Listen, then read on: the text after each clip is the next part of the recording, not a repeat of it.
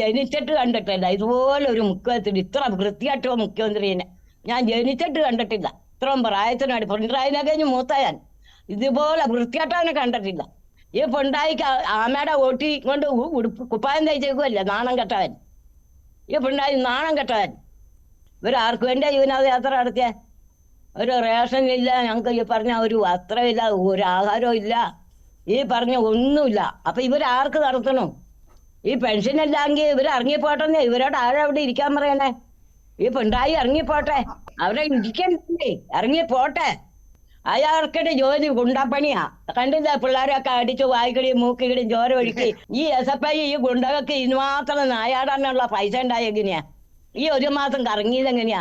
പിണറായിയുടെ വീട്ടിൽ നിന്ന് കൊണ്ടുവന്നാണോ? കേരളത്തിലെ ജനങ്ങൾക്ക് പിണറായിയോട് എന്താണ് പറയാനുള്ളത്?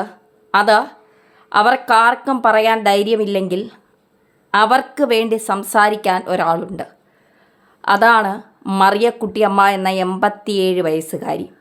സത്യത്തിൽ ഇത്രയും ചങ്കുറപ്പോടെ ധൈര്യത്തോടെ പിണറായിയുടെ മുഖത്തു നോക്കി ഞങ്ങളുടെ ആനുകൂല്യങ്ങൾ ഇങ്ങ് തന്നിട്ട് ഈ ടൂറും കറക്കവും ഒക്കെ മതിയെന്ന് പറയാൻ മറിയക്കുട്ടി കാണിച്ച ധൈര്യമൊന്നും ഇവിടത്തെ പ്രതിപക്ഷം പോലും കാണിച്ചില്ല എന്ന് നമുക്ക് പറയാൻ സാധിക്കും.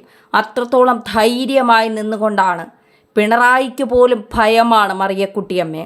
കോടതി പോലും മറിയക്കുട്ടിയമ്മയുടെ ഭാഗം നിന്നുകൊണ്ട് പിണറായിയെ വിറപ്പിക്കുന്ന കാഴ്ചകളാണ് നമ്മളിപ്പോൾ കണ്ടുകൊണ്ടിരിക്കുന്നത്. എന്തായാലും മറിയക്കുട്ടിയമ്മ പിണറായിയെക്കുറിച്ച് പറയുന്ന കാര്യങ്ങൾ ഒരുപാട് തവണ പറഞ്ഞിട്ടുണ്ട്, ഒരുപാട് തവണ നമ്മൾ കേട്ടിട്ടുമുണ്ട്, ഇപ്പോഴും പറയുന്നു. എന്തായാലും ഇതൊക്കെ ഒന്ന് കേരളത്തിലെ ജനങ്ങൾ, അടിമ സഹാക്കൾ ഒന്ന് കാത് തുറന്ന് കേൾക്കണം. പെട്രോളിന്റെ കാശുണ്ടല്ലോ, ഒരു ലിറ്ററിൽ 2 രൂപ വെച്ച് പെൻഷൻ മേടിക്കണ്ട്. ഞങ്ങളുടെയൊക്കെ നികുതി പണം മേടിക്കണ്ട്. ഇവരുടെ വീട്ടിൽ നിന്ന് ഒന്നും കൊണ്ടുപോകണ്ട. അത് ഇന്ന് തന്നാ മതി. ഞങ്ങൾക്ക് ജനങ്ങൾക്ക് ഇഷ്ടം പോലെയുണ്ട്. ഗവൺമെന്റും കൊടുക്കണ്ട്, കേന്ദ്രവും കൊടുക്കണ്ട. അത് ഇവരുടെ ഉല്ലാസത്തിനല്ല, ജനക്കും കൂടെ കൊടുക്കാനാ കോടതി കേന്ദ്രം കൊടുക്കണേ. അത് ഇവരെന്തിനാ വിനോദയാത്രയ്ക്ക് ഉപയോഗിക്കണേ? അതിന്റെ ആവശ്യം എന്നാ? ജനങ്ങൾക്ക് ഒരു ഉപകാരമല്ല, ഉപദ്രവമല്ല, തല്ലുകൊള്ളുക പിള്ളേരില്ല. ഇവരാർക്ക് വേണ്ടിയാ വിനോദയാത്ര നടത്തിയ? ഒരു റേഷൻ ഇല്ല, ഞങ്ങൾക്ക് ഈ പറഞ്ഞ ഒരു വസ്ത്രമില്ല, ഒരു ആഹാരവും ഇല്ല, ഈ പറഞ്ഞ ഒന്നുമില്ല. അപ്പൊ ഇവരാർക്ക് നടത്തണം? ഈ പെൻഷൻ ഇല്ലെങ്കിൽ ഇവർ ഇറങ്ങിപ്പോട്ടെന്നേ. ഇവരോട് ആരവിടെ ഇരിക്കാൻ പറയണേ? ഈ പിണറായി ഇറങ്ങിപ്പോട്ടെ, അവരെ ഇരിക്കണ്ടേ, ഇറങ്ങിപ്പോട്ടെ. ഇവിടെ ഭരിക്കാൻ ആമ്പിള്ളേരുണ്ടെന്ന്, ഇയാൾ പോട്ടെ. ഈ സർക്കാർ പറയണ ഒരു മനുഷ്യൻ പോയിട്ട് ഒരു മൃഗങ്ങൾ വരെ വിശ്വസിക്കുകയല്ലോ. അയാളുടെ വാ തുറന്ന കാലം നുണയല്ലേ? അയാൾക്കിടെ ജോലി ഗുണ്ടപ്പണിയാ. കണ്ടില്ല പിള്ളേരൊക്കെ അടിച്ചു വായിക്കടിയും മൂക്കിക്കടിയും ചോര ഒഴുക്കി. അത് അവരുടെ നിത്യത്തൊഴില, ഈ കമ്പനിക്കാരുടെ നിത്യത്തൊഴില. അത് അവരുടെ സ്ഥിരം ജോലി അതാ. ഫണ്ട് വരാറ്, വക്കറ്റ് തിരുവ്, കടകള് തകർക്കല്, മീൻ പാര്, എവിടെയെങ്കിലും 1 കിലോ മീൻ വെച്ചിട്ടുണ്ട് അത് കൈയിട്ട് വാരില്, അത് തല്ലിപ്പൊളിക്കല്.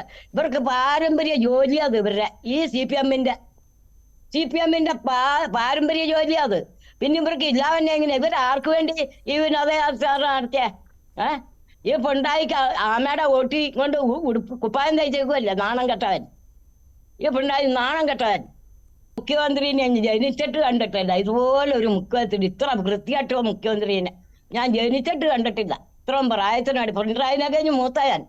ഇതുപോലെ വൃത്തിയായിട്ടവനെ കണ്ടിട്ടില്ല. ഇത്രയും കാലമാണോ പറയാൻ? ഇത്രയും നാണം കെട്ടവൻ.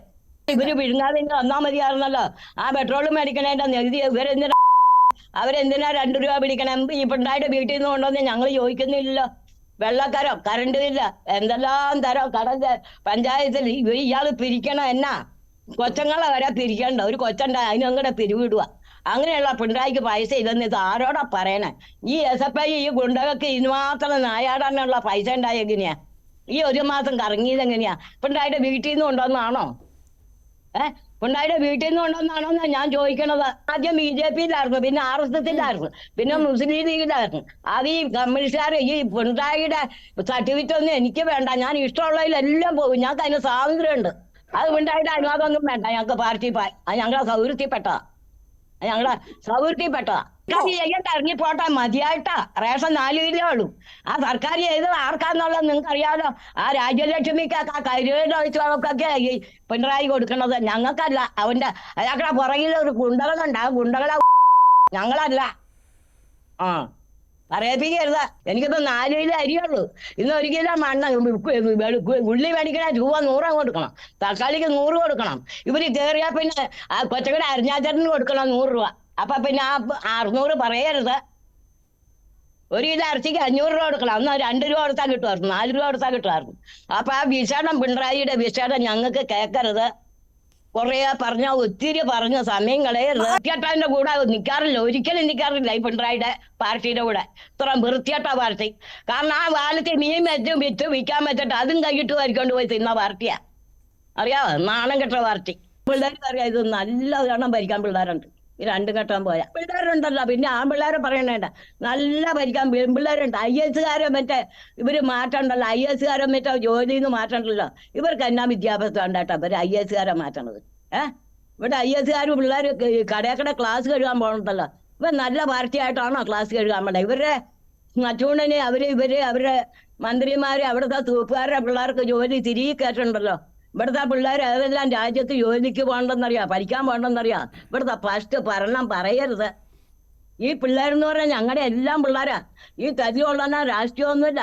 ഞങ്ങളുടെ പിള്ളേരെ ഞങ്ങൾക്ക് എല്ലാവരും ഒന്നുപോലെയാ. ഇപ്പൊ അവിടെ തല്ലുകൊണ്ടാലും ഇവിടെ തല്ലുകൊണ്ട പിള്ളേർ ഞങ്ങളുടെയാന്നേ. ഞങ്ങൾക്കത് സഹിക്കാൻ പറ്റിയ, ഞങ്ങൾക്ക് രാഷ്ട്രീയമല്ല വലുത്. ആ ചോര വേണത് ഞങ്ങൾക്ക് അതിന്റെ വിഷയം തന്നെയാ. ഞങ്ങൾ പിണറായിനെ പട്ടിയെ പോലെ കണക്കാക്കും ഈ പിള്ളേരെങ്ങനെ ചെയ്താ.